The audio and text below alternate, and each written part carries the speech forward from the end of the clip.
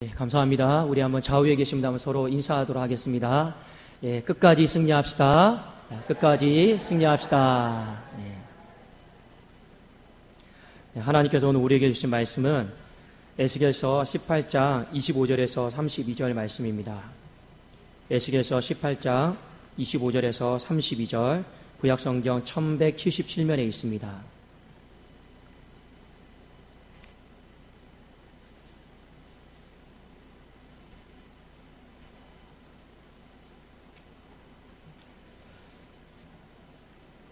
한 절씩 교독하고 마지막 32절은 같이 읽겠습니다.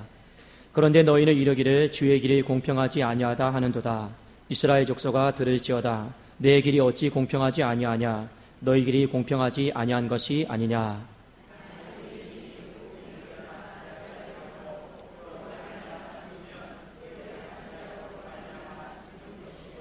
만일 악인이 그 행한 악을 떠나 정의와 공의를 행하면 그 영혼을 보존하리라.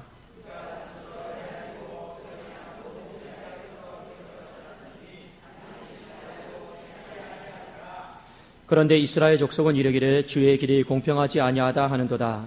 이스라엘 족속아 나의 길이 어찌 공평하지 아니하냐. 너희 길이 공평하지 아니한 것 아니냐.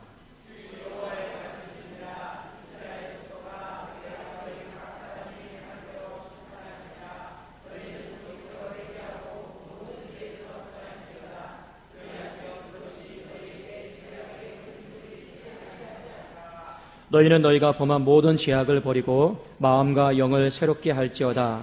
이스라엘 족속아 너희가 어찌하여 죽고자 하느냐. 내가 기뻐하지 아니하노니 너희는 스스로 돌이키고 살지니라. 아멘. 오늘 마음과 영을 새롭게 하십시오. 이 말씀을 가지고 함께 은혜를 나누고자 합니다. 본문에 보면 하나님께서 지속적으로 이스라엘 백성들에게 하시는 말씀이 있습니다. 딱 하나입니다. 회개하라. 그런데 이 음성에 대해서 이스라엘 백성들이 지속적으로 대답하는 말이 있습니다. 못하겠습니다. 왜 못하겠느냐? 하나님의 길이 공평하지 않기 때문입니다. 그러니까 에스겔 18장에 있는 말씀은요. 하나님은 이스라엘 백성들에게 회개해야 된다. 이스라엘 백성들은 주의 길이 공평하지 않습니다. 계속 이 답답한 대화를 나누고 있는 장이 에스겔서 18장에 있는 말씀입니다.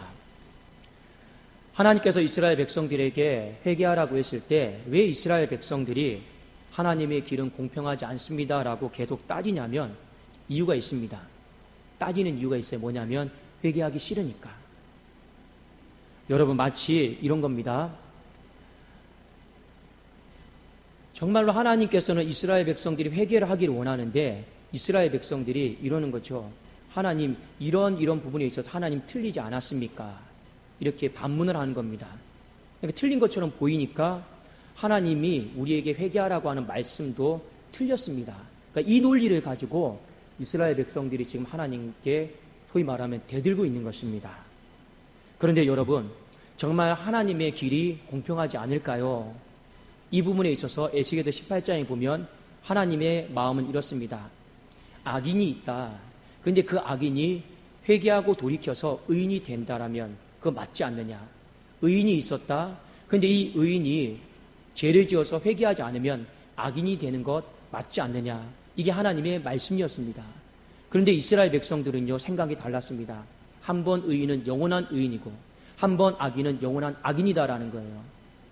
그들의 마음속의 어떤 선민의식 속에서 이런 생각을 좀 가졌던 것 같습니다.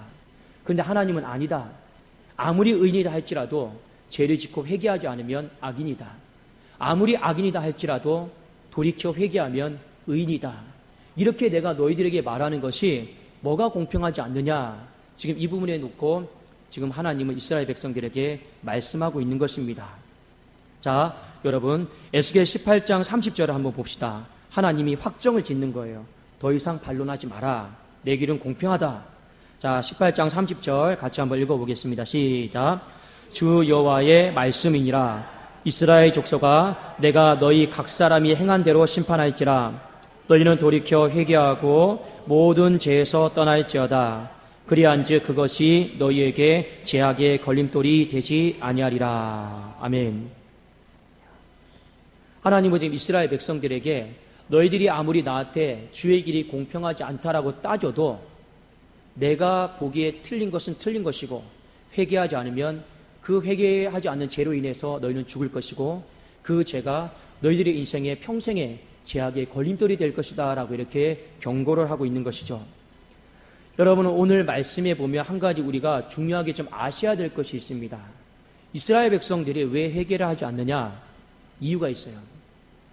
왜 회개를 하지 않느냐? 그 이유는 뭐냐면 이 생각의 문제입니다. 생각의 문제예요. 사람은요, 인격적인 존재라고 하죠. 인격은요, 지성과 감성과 의지로 이렇게 구성이 되어 있습니다. 여러분들이 한번 생각해 보았을 때 지성, 아는 것, 생각하는 것, 감성, 느끼는 것, 그 다음에 의지, 행동하는 것, 이 세 가지 중에서 무엇이 신앙생활함에 있어서 제일 중요하다고 생각하십니까? 지성일까요? 감성일까요? 의지일까요? 물론 사람과의 관계는 잘 모르겠습니다. 그런데 성경에 보면 하나님 앞에 살아가고 신앙생활함에 있어서 지성, 감성, 의지 세 가지가 있다라면 제일 중요한 것은 하나님은 지성이다, 생각이다라고 분명히 우리에게 선을 그으셨습니다. 왜 그러냐? 지금 이스라엘 백성들이 회개하지 않는 이유는 딱 한 가지예요. 내 지성으로 판단해 보니까 하나님의 길은 틀린 거예요. 그러니까 회개를 하지를 않는 것입니다. 잘 보세요. 우리 어떤 사람은 어떤 문제에 대해서 죄책감과 죄의식을 느껴요. 그런데 어떤 사람은 똑같은 문제에 대해서 죄책감과 죄의식을 느끼지를 않습니다. 그러니까 무엇의 차이입니까? 생각의 차이예요. 그런데 이 생각의 차이가 굉장히 커요. 어떤 사람은 내가 생각으로 그건 죄야 하면 감정에 여러분 반응이 있어요. 내가 돌이켜야겠구나 하고 행동과 의지에 반응이 있습니다. 근데 어떤 사람은 똑같은 죄인데 지성으로 내가 그걸 죄라고 생각하지를 않아요. 그러면 당연히 감정에 대한 반응이 없겠죠. 태도에 대한 변화가 없는 것입니다. 그래서 특별히 회개다라고 하는 이 부분에 있어서 생각이다라고 하는 부분이 얼마나 중요한가를 우리가 한번 새겨봐야 될 필요가 있습니다. 지금 이스라엘 백성은요, 생각이 있어서 하나님의 길은 공평하지 않습니다. 그것 가지고 계속 반론하는 거죠. 그러니까 해결 안 하는 거예요. 그런데 오늘 우리가 말씀을 통해서 한 가지 살펴보기를 원하는 것은 무엇이냐? 이 생각이다라고 하는 것이 얼마나 우리가 바꿔야 되고 얼마나 우리가 고쳐야 되고 얼마나 우리가 새롭게 해야 되는 것인가, 그것에 대해서 우리가 한번 좀 살펴보기를 원합니다. 생각 왜 이렇게 중요한지 한번 봅시다. 요한복음 13장 2절을 한번 같이 한번 찾아볼까요? 요한복음 13장 2절입니다.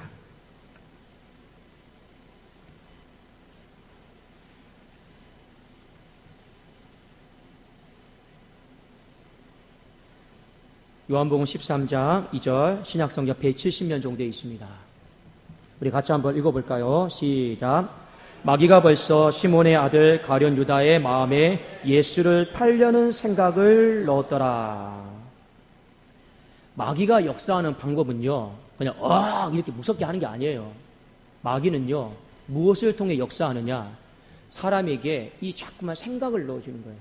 어떤 생각을 넣어줍니까? 미워하는 생각, 불의한 생각, 이 생각을 자꾸만 넣어주는데 마귀가 이 가룟 유다에게 어떤 생각을 넣어줬나요? 예수를 팔려는 생각을 넣어줬어요. 근데 문제는 뭐냐? 예수를 팔려는 생각을 마귀가 넣어줬는데 가룟 유다가 그걸 죄라고 생각하지 않았어요. 예수를 파는 거에 대해서 죄책감을 느끼지 않았어요. 아무 생각이 없었어요. 그리고 나서 나중에 스승이셨던 예수님이 팔리고 붙잡히고 그 모습을 보고 나서 이게 죄였구나라고 하는 것을 받아들이고 어떻게 합니까? 그 죄책감에 잡혀서 자살했던 거예요. 처음에는 몰랐어요. 만일 가룟 유다가 마귀가 예수를 팔려는 그 생각이 죄요, 이건 나쁜 것이고 안 좋은 것이고 하는 것을 그가 영으로 끼어 있어서 받아들였다라면 예수를 팔지를 않았겠죠. 그런데 그 생각 자체를 죄라고 생각하지를 않은 것이었습니다. 그러니까 여기서부터 문제가 생긴 것입니다. 오늘 본문 말씀에 보면 하나님께서 이스라엘 백성들에게 마음과 영을 새롭게 하기를 원하고 있습니다. 에스겔서 18장 31절에 너희는 너희가 범한 모든 죄악을 버리고 마음과 영을 새롭게 할지어다. 이스라엘 족속아 너희가 어찌하여 죽고자 하느냐? 사랑하는 여러분, 마음과 영을 새롭게 할 수 있기를 주의 이름으로 축원합니다. 마음과 영을 새롭게 하지 않으면 죽어요. 하나님은 우리가 살기를 원하십니다.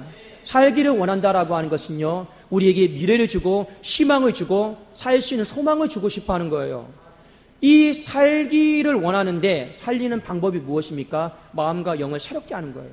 그런데 오늘 말씀해 보니까 마음과 영을 새롭게 하는 방법이 무엇입니까? 하나님, 내 마음과 영을 새롭게 하여 주옵소서. 이건 찬양한다고 해서 될 문제가 아니에요. 기도한다고 해서 될 문제가 아닙니다. 어떻게 해야 됩니까? 너희가 범한 모든 죄악을 버리고, 죄악을 버리라라는 거예요. 어떤 죄악입니까? 여기 말씀해 보면 생각의 죄악을 버리라라는 거예요. 자꾸만 주의 길이 공평하지 않다라고 말하는 이 생각부터 버리고 회개하라고 하는 것이 하나님의 말씀이었습니다. 하나님이 이 부분에 있어서 집요하게 지금 말씀하고 있는 것이죠. 사랑하는 여러분, 우리가 이 생각을 버리지 않고 고치지 않고 절대로 마음과 영이 새롭게 될 수가 없습니다. 마음과 영이 새롭게 안 되면요, 절대로 하나님은 그 사람과 그 가정과 그 교회 가운데 새로운 시대를, 미래를 열어주시지를 않아요. 그래도 우리가 더더욱이나 하나님 앞에 마음과 영이 새롭게 되어서 미래가 있기를 원한다라면 우리 어떻게 해야 됩니까? 우리 생각부터 하나님이 기뻐하시는 모습으로 회개할 수 있기를 주의 이름으로 축원합니다. 그런데 문제는 사람의 마음속에 이 생각을 바꾸기를 싫어하는, 회개하기를 원하지 않는 고집이 있다라는 거예요. 자, 우리 말씀 한 구절 찾아보기를 원합니다. 로마서 2장 5절 말씀입니다. 로마서 2장 5절.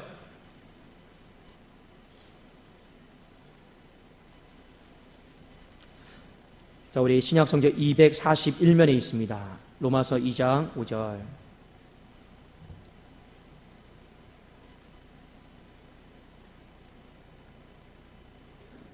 자, 우리 같이 한번 읽겠습니다. 시작. 다만 내 고집과 회개하지 아니한 마음을 따라 진노의 날, 곧 하나님의 의로우신 심판이 나타나는 그날에 이발 진노를 내게 쌓는도다. 회개하지 않는 마음과 고집의 상당수를 차지하는 게 여러분 생각이에요. 이것만 기억하시면 됩니다. 그래서 여러분 요한계시록에 보면요, 하나님이 그 소아시아에 있는 7 교회들이 있어요. 어떤 교회는 칭찬을 하세요. 어떤 교회는 책망하시고 회개를 촉구하세요.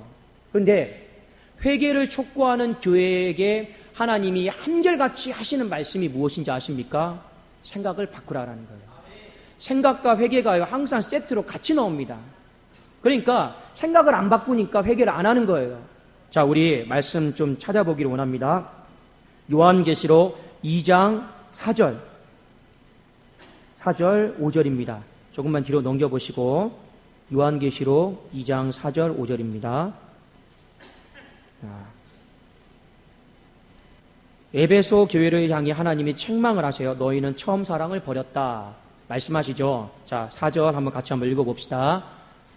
자, 시작. 그러나 너를 책망할 것이 있나니 너의 처음 사랑을 버렸느니라. 자, 그 다음에 5절을 보셔야 돼요. 5절을 잘 보세요. 같이 읽겠습니다. 시작. 생각하고 회개하여 처음 행위를 가지라. 만일 그리하지 아니하고 회개하지 아니하면 내가 내게 가서 내 촛대를 그 자리에서 옮기리라. 에베소 교회를 향해서 처음 사랑을 잃어버렸다. 그런데 하나님이 회개하라고 하시는데 어떻게 회개하기를 원하십니까? 어디서 떨어졌는지를 생각하라는 거예요. 그러니까 이게 무슨 말입니까? 에베소 교회가 처음 사랑을 잃어버렸고 떨어졌는데 스스로는 떨어지고 있는 삶을 살고 있다라고 생각하지를 않는 거예요. 그러니까 하나님이 이 부분에 있어서 다시 생각하라는 거예요. 다시 생각하고 회개하라고 하신 말씀입니다. 자, 한 구절 더 보겠습니다. 계시록 3장 3절입니다. 계시록 3장 3절에 보면 차대 교회를 향해서 하나님이 회개를 촉구하시는 말씀입니다.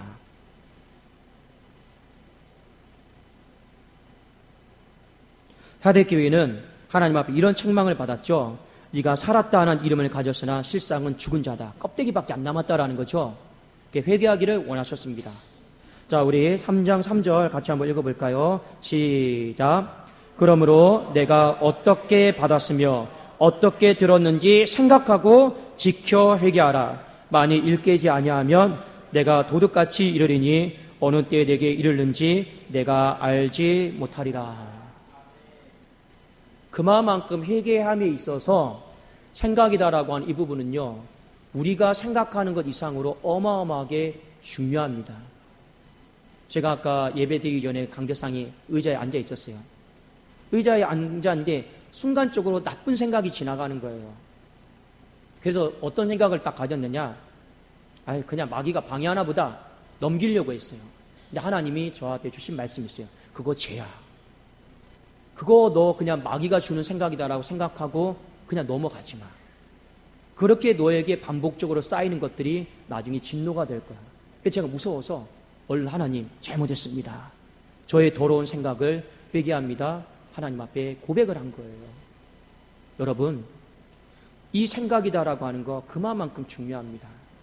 여러분, 이스라엘 백성들에게 생각은요, 마음이었어요. 생각 이꼴 마음이었습니다. 그래서 잠언 4장 23절에 무릇 지킬 만한 것보다 더 김서 네 마음을 지키라 했는데 이 마음이요, 히브리어로 보면 생각이에요. 이것은요, 무릇 지킬 만한 것보다 더 김서 네 마음을 지키라. 생명의 근원이 이에서 난다 했는데, 우리가 이 세상을 살아가면서 수많은 지켜야 될 것들이 많이 있죠. 돈도 지켜야 되고 건강도 지켜야 되고 교회도 지켜야 돼요. 그런데 우리가 지켜야 될 것 중에서 가장 힘써 지켜야 될 것이 무엇입니까? 이 생각, 마음을 지킬 수 있기를 주의 이름으로 축원합니다. 그걸 못 지키면요, 제가 아니다라고 생각했던 것들이 하나님 보시기에는 죄예요. 그것이 내 안에 진노의 날에 심판이 되는 경우도 많더라라고 하는 것입니다. 그래서 때로는요, 우리가 하나님 앞에 기도할 때 이런 경우도 있지 않습니까? 이전에는 내가 죄라고 생각하지 않았는데 부지 중에 지었던 죄가 회개하다 보면 생각이 날 때가 있어요. 그게 왜 그럽니까? 성령께서 떠오르게 하신 거죠. 그때 당시에는 네가 죄라고 생각하진 않았지만 하나님의 공평한 길로 눈으로 봤을 때는 죄다. 너 그거 걸림돌이 되고 있으니까 회개하라고 하는 말씀을 하나님이 주실 때가 많더라라는 것입니다. 사랑하는 여러분, 정말 저도 그렇고 여러분도 그렇고 우리의 가정도 그렇고 교회도 마찬가지입니다. 우리 마음과 영을 새롭게 할 수 있기를 주의 이름으로 축원합니다. 마음과 영을 새롭게 해야지만이 하나님과 새로운 시작을 할 수가 있는 거예요. 하나님이 우리의 가정과 교회에 미래를 주시는 거예요. 살 소망을 주시는 거예요. 이 마음과 영을 새롭게 할 수 있는 방법이 무엇입니까? 내 생각을 거룩하게 하는 거예요. 내 생각을 순수하게 하는 거예요. 내 생각을 하나님 보시기에 부끄럽지 않게 하는 거예요. 좀 더 적극적으로 내 생각을 거룩한 생각으로 만들고, 예배자의 마음 생각으로 만들고, 교회를 사랑하는 생각으로 만들고, 여러분 자꾸만 우리가 그렇게 힘쓰는 거예요. 그렇게 하다 보면 우리의 마음과 영이 새롭게 되어져서 하나님 앞에서 자연스럽게 가정의 문이 열리고 교회의 미래의 문이 열리는 축복이 있을 줄로 믿습니다. 우리 한번 좌우에 계신 분들에게 한번 이렇게 고백합시다. 마음과 영을 새롭게 합시다. 마음과 영을 새롭게 합시다. 한 번 더 고백할까요? 생각을 바꿉시다. 생각을 바꿉시다. 네. 우리 이 말씀 꼭 기억하시면서 우리 생각을 하나님의 말씀의 기준으로 우리 바꿔나갈 수 있기를 원합니다. 기도하겠습니다. 살아계신 하나님 아버지 감사합니다. 하나님, 모든 것을 판결하시는 분은 하나님이십니다. 우리의 생각으로 하나님의 길과 하나님의 진리와 일어나는 모든 것들을 내가 재판관이 되어서 이건 공평합니다, 아닙니다라고 스스로 판단하지 않게 하여 주시옵소서. 늘 우리의 생각을 주님의 말씀에 비춰보게 하여 주시옵소서. 말씀에 비춰봐서 아버지께서 원하시는 것이 아니고 기뻐하시는 것이 아니면 내 생각을 돌이켜서 회개하게 하여 주시옵소서. 그리함으로 우리의 마음과 영을 깨끗하게 하고 유쾌하게 함으로 말미암아 하나님께서 허락하시는 미래를 보게 하여 주시옵소서. 감사드리오며 주 예수 그리스도의 이름으로 기도드리옵나이다. 아멘.